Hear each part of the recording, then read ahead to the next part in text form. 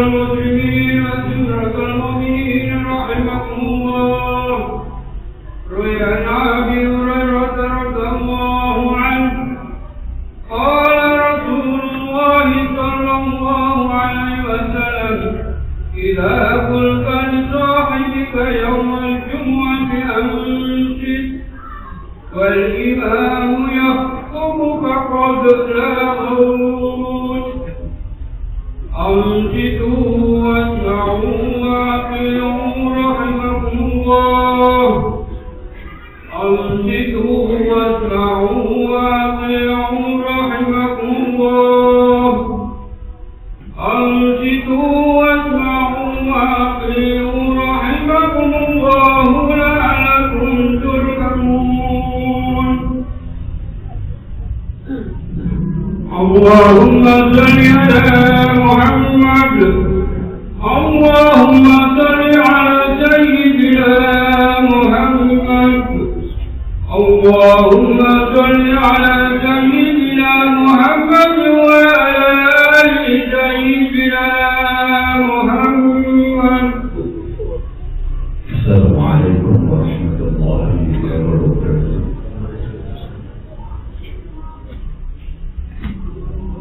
الله أكبر الله أكبر الله أكبر الله أكبر. أشهد أن لا إله إلا الله.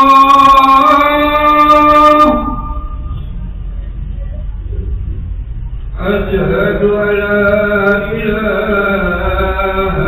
إلا الله.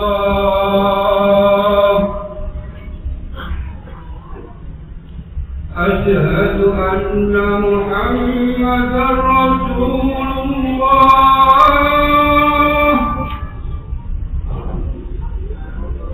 أشهد أن محمدا رسول الله.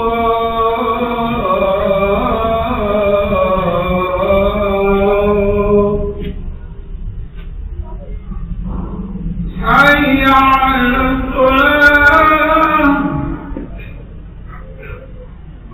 حي على الصلاة.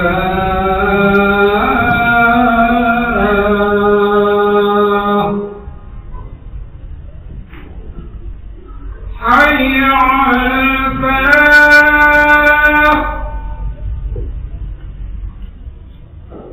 حي على الفلاح.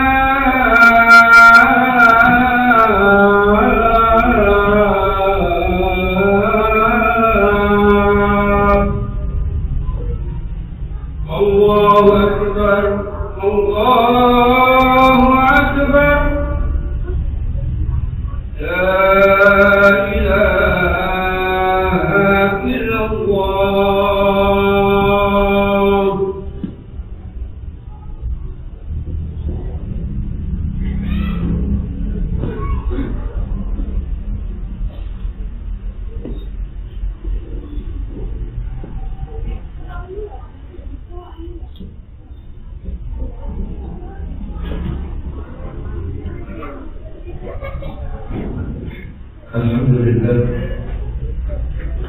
الحمد لله الذي خلق الموت والحياة ليبلوكم أيكم أحسن عملا وهو العزيز الغفور. أشهد أن لا إله إلا الله وحده لا شريك له الملك الأعلى وأشهد أن محمدا عبده ورسوله سيد الأنام. اللهم صل وسلم وبارك على سيدنا محمد وعلى آله وأصحابه صلاة وسلاما دائمين متلازمين على النزول والأيام. أما بعد فيا عباد الله اتقوا الله حق تقاته ولا تموتن إلا وأنتم مسلمون. قال الله تعالى في القرآن العظيم: أعوذ بالله من الشيطان الرجيم. بسم الله الرحمن الرحيم. قد أفلح المؤمنون الذين هم في صلاتهم خاشعون. صدق الله العظيم. أوصي بسم جماعة الإخوان والرضا الله سبحانه وتعالى. الحمد لله. Kita bersyukur kepada Allah Subhanahu wa Ta'ala. Pada saat ini kita terpanggil oleh Allah dalam keadaan bersuci, dalam keadaan berwudu, dalam keadaan terbebas daripada najis. Kita bersyukur kepada Allah Subhanahu wa Ta'ala. Pada detik ini kita masih dihidupkan oleh Allah Subhanahu wa Ta'ala. Kita masih diberikan kekuatan, diberikan kasih sayang, diberikan satu keistimewaan yang ada di dalam tubuh kita ini. Secara fisik jantung kita masih tetap dipompakan oleh Allah Subhanahu wa Ta'ala. Paru-paru kita masih dalam keadaan dipompakan oleh Allah, sehingga oksigen bisa masuk ke dalam paru-paru kita dan juga disaring oleh Allah Subhanahu wa Ta'ala, dan juga kita dapat mengeluarkan berbagai macam penyakit. Salah satunya adalah kita dapat menghembuskan nafas, mengeluarkan karbon dioksida. Dan istimewa kita bersyukur pada Allah pada detik ini kita dipanggil untuk melaksanakan perintah Allah, untuk sujud di hadapan Allah. Semua ini karena Allah pilih kita, karena Allah sayang kepada kita, karena Allah beri kekuatan kepada kita, karena Allah beri hati kita dipenuhi dengan cahaya iman kepada Allah. Mudah-mudahan kita terus mendapatkan pertolongan dari Allah, mendapatkan petunjuk dari Allah, mendapatkan cahaya dari Allah, mendapatkan bimbingan dari Allah Subhanahu wa Ta'ala, jika kita dapat melaksanakan perintah-perintah Allah Subhanahu wa Ta'ala. Dan kita bermohon kepada Allah, mohon pertolongan agar kita dijauhkan dari segala berbagai macam larangan-larangan Allah Subhanahu wa Ta'ala. Mudah-mudahan kita termasuk sebagai hamba-hamba yang takwa kepada Allah, hamba-hamba yang patuh kepada Allah, hamba-hamba yang dicintai oleh Allah, hamba-hamba yang betul-betul semakin dekat kepada Allah Subhanahu wa Ta'ala. Dan mudah-mudahan kita juga hati kita dibukakan oleh Allah, cinta kepada Allah dan cinta kepada Rasulullah Sallallahu Alaihi Wasallam. Kaum muslimin jamaah rahimahumullah, hari ini adalah tanggal 14 Rajab. Bulan Rajab adalah bulan istimewa. Bulan istimewa karena Syahrullah ada 4. Syahrullah itu adalah pertama adalah bulan Zulqa'dah, kemudian bulan Zulhijjah dan bulan Muharram. Ini berdekatan, Zulqa'dah, Zulhijjah dan Muharram. Kemudian satu yang terpisah yaitu bulan Rajab, bulan Syahrullah. Ada peristiwa yang istimewa di dalam bulan Rajab ini, yaitu kita diperintahkan oleh Allah untuk melaksanakan salat. Betapa pentingnya salat. Semua perintah Allah, semua wahyu Allah, semua mukjizat Allah itu dibawa oleh para malaikat. Dibawa oleh malaikat-malaikat, terutama malaikat Jibril menyampaikan, dibawa oleh yang langsung dari Allah, dibawa oleh malaikat Jibril kemudian disampaikan kepada Sayyidina Muhammad SAW. Tetapi hanya satu-satunya perintah Allah atau wahyu Allah yang disampaikan oleh Allah tanpa melalui siapapun, tanpa melalui malaikat-malaikatnya. Utusan-utusannya hanya langsung kepada Sayyidina Muhammad SAW. Kalau demikian, betapa pentingnya salat. Bulan Rajab ini adalah bulan kita evaluasi bagaimana salat kita. Allah Subhanahu wa Ta'ala sampaikan kita semua inginkan keberuntungan. Kita ingin kontrol, kita ingin sukses. Sebagaimana muadzin dan biasa memandangkan hayya 'alas shalah, ayo kita salat. Kemudian hayya 'alal falah, ayo kita menuju kepada kemenangan. Al-falah artinya kesuksesan. Begitu juga kita membaca Al-Quran, aflaha, sungguh orang-orang yang beruntung, aflahan mu'minun, orang-orang yang yakin, orang-orang mukmin yang percaya. Siapa? Yaitu aflahan mu'minun alladzina hum fi shalatihim khashi'un, yaitu dengan salat yang khusyuk. Kita sudah ribuan kali salat, tapi bagaimana? Yang penting adalah pertama kita berusaha untuk salat kita masuk kepada arena zona salat yang khusyuk. Bagaimana langkah-langkahnya? Yang pertama adalah kita belajar bagaimana cara kita paham yang benar. Bagaimana cara kita membersihkan kencing kita, karena kencing ini sangat luar biasa. Kenapa? Sampai-sampai Rasulullah SAW sebutkan bahwa ada kubur yang paling banyak adalah salah satunya adalah 3 buang air kecil dengan sempurna. Jadi berkeimbangan. Kau sudah Allah. Di dalam analisa yang pernah saya lakukan, yang pernah saya pelajari bagaimana cara kencing yang benar, baik itu dari sakit, teristimewa, juga dan bagaimana supaya kencing itu tuntas, dan bahas daripada dunia kedokteran. Karena kencing kita itu isinya hanya 350 sampai 400 cc.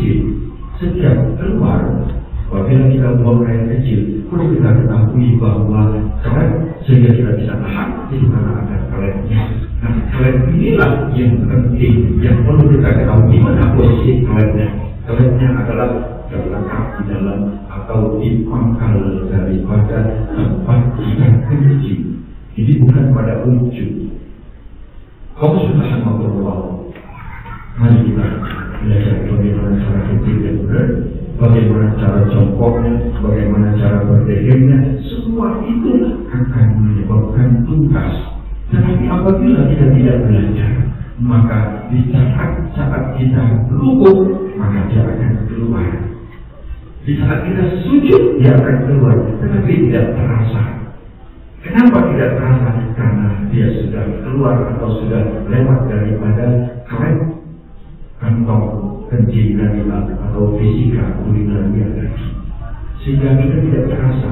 Apabila dia keluar kemudian berada di celana dalam kita atau bersambung kita, maka akan najislah sehingga wudhu kita akan rusak.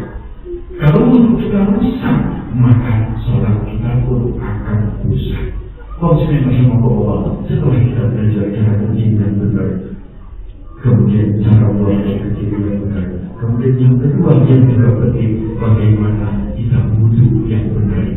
Kita harus betul-betul wudhu, kita harus betul-betul memakmumi, kita harus betul-betul belajar bagaimana cara wudhu yang benar. Salah satu contoh, kenapa kita harus menggunakan air mutlak, air yang sudah distempel, yang sudah diakui bukan oleh manusia, tetapi telah disahkan oleh Allah Subhanahu wa Ta'ala. Kita tidak bisa sembarangan. Kita tidak bisa menggunakan air kopi, susu, walaupun harganya lebih mahal, tetapi tidak berharga. Tetapi kenapa kita menggunakan air mutlak atau air natural, air laut, air hujan, air salju, air embun, air leker, air sumur? Kenapa? Kemudian yang kedua, bagaimana kita perhatikan jangan-jangan kita selama ini hanya membasahi tangan. Jangan-jangan selama ini kita masukkan air ke dalam mulut kita hanya sekedar kemul. Di saat kita meletakkan air di wajah kita hanya sekedar kita tahu saja. Mari kita belajar bagaimana wudhu sehingga kita memahami apa dibalik daripada wudhu itu, baik dari ilmu kedokteran.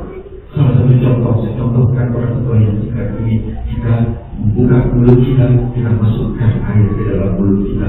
Pernahkah kita bertanya, apa itu sebenarnya mulut? Apa itu sebenarnya mulut? Mulut itu adalah satu lubang tempat masuknya sesuatu dan lubang tempat keluarnya sesuatu.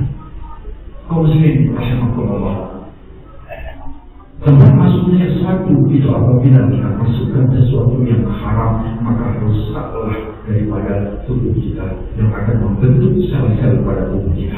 Tapi di saat kita wudhu, kita minta kepada Allah, ya Allah, jangan buka mulutku apabila yang masuk ini adalah sesuatu yang engkau haramkan, sesuatu yang engkau tidak rela. Saya ada satu ilustrasi. Mulut daripada sepeda motor atau mobil itu adalah tempat tangkinya. Tempat tangki itu adalah halal, dimasukkan bahan bakar bensin. Tetapi kalau kita masukkan air atau aqua, walaupun hanya satu gelas, hanya 200 atau 300 cc kita masukkan ke dalam tangki, maka air tersebut adalah haram buat sepeda motor. Apabila kita masukkan juga, maka sepeda motor itu tetap ada, tutup, bannya ada, semuanya ada, tetapi dia tidak bisa jalan. Kenapa dia tidak bisa jalan? Kenapa dia tidak bisa bergerak? Kenapa dia tidak bisa punya power? Karena dimasukkan sesuatu yang haram. Sebentar lagi kita akan memasuki bulan Ramadan. Bukan bulan Ramadan itu kita hanya sekedar menahan lapar, bukan hanya sekedar menahan haus, tetapi sebenarnya kita diminta untuk muhasabah apa saja yang kita masukkan ke dalam mulut kita. Banyak sekali hal yang haram yang kita masukkan. Disitulah kita minta kepada Allah agar mulut kita jangan dibukakan oleh Allah apabila masuk sesuatu yang haram. Sehingga di saat kita memasukkan air yang suci dan yang mensucikan di dalam mulut kita, maka kita akan menaikkan kekuatan otak kita. Otak kita angkat kepada Allah Subhanahu wa Ta'ala, kita bermunajat, kita kontak kepada Allah, kita siar kepada Allah, kita katakan, ya Allah, jangan buka mulutku ini ya Allah apabila masuk makanan-makanan yang kau tidak rela.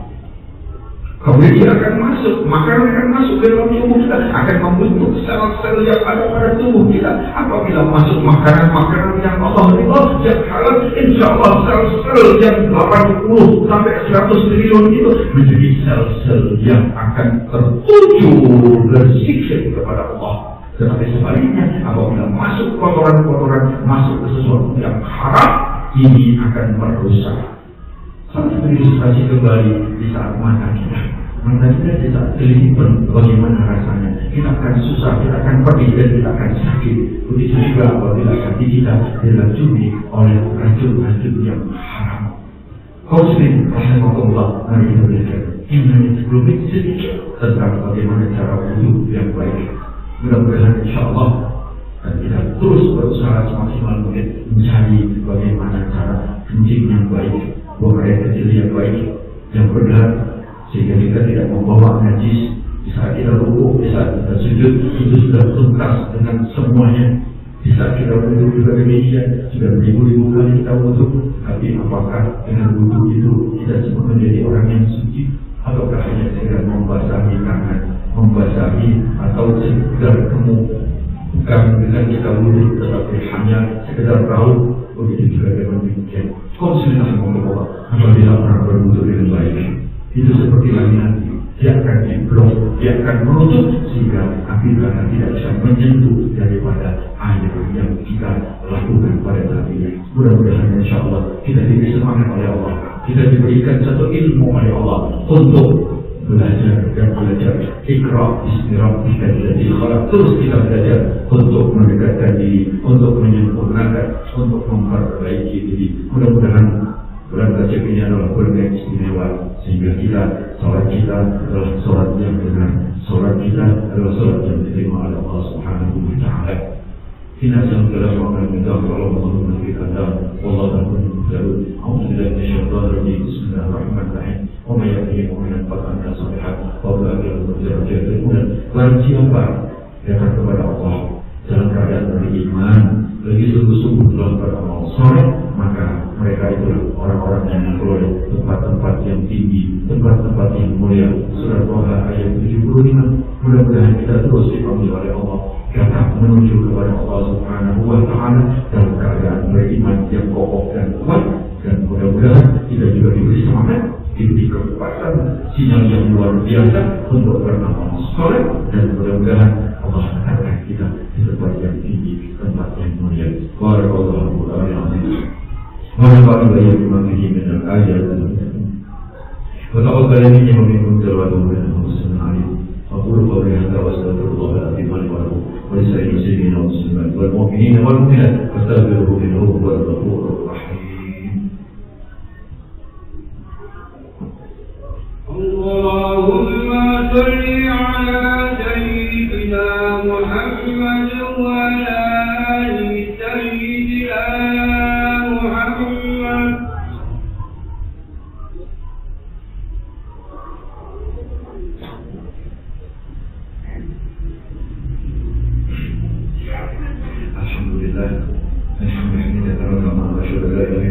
لا شريك له بغنى في هدفه وكفر. أشهد أن سيدنا محمدا عبده ورسوله الخالق والبشر. اللهم صل وسلم وبارك على سيدنا محمد وعلى آله وأصحابه الأخيار. أما بعد فيا عباد الله اتقوا الله اتقوا الله أما تقرب وسارعوا إلى مغفرة رب العالمين. واعلموا أن الله سبحانه وتعالى أمركم بما يرضي بنفسه وثنى بالملائكة المسبحين بالقدس وقال تعالى في كتابه العزيز إن الله وملائكته يصلون على النبي يا أيها الذين آمنوا صلوا وسلموا تسليما اللهم صل وسلم وبارك على سيدنا محمد سيد المرسلين وعلى آله وصحبه وآله وأزواجه وذريته أجمعين وارض اللهم على الخلفاء الراشدين سيدنا أبي بكر وعمر وعثمان وعلي وعلى آله وتابعين نبيهم ونبيهم بإحسان إلى يوم الدين وعلينا معهم برحمتك يا أرحم الراحمين اللهم اغفر للمسلمين والمسلمات والمؤمنين والمؤمنات احياء منهم والاموات انك سميع قريب مجيب الدعوات ويا قاضي الحاجات ربنا اغفر لنا ولاخواننا الذين سبقونا بالايمان ولا تجعل في قلوبنا غلا للذين امنوا ربنا انك رؤوف رحيم ربنا اغفر لنا ولوالدينا وارحمنا كما ربيانا صغارا اللهم اهد لنا بالايمان اللهم اهد لنا بالاسلام اللهم اهد لنا بحسن الخاتمه اللهم بارك لنا في رجاء وشعبان وبلغنا رمضان ربنا آتنا في الدنيا حسنه وفي الاخره حسنه وقنا عذاب النار عباد الله